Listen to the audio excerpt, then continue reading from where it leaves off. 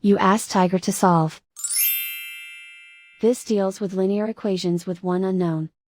The final result is x equals -9. Let's solve it step by step. Group all x terms on the left side of the equation. Subtract 3x from both sides. Simplify the arithmetic.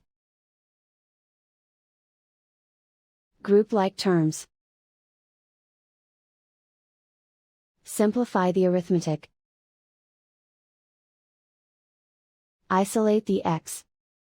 Divide both sides by 2.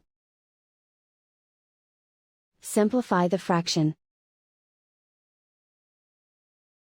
Find the greatest common factor of the numerator and denominator.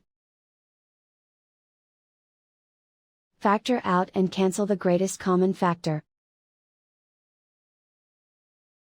And so the final result is x equals -9.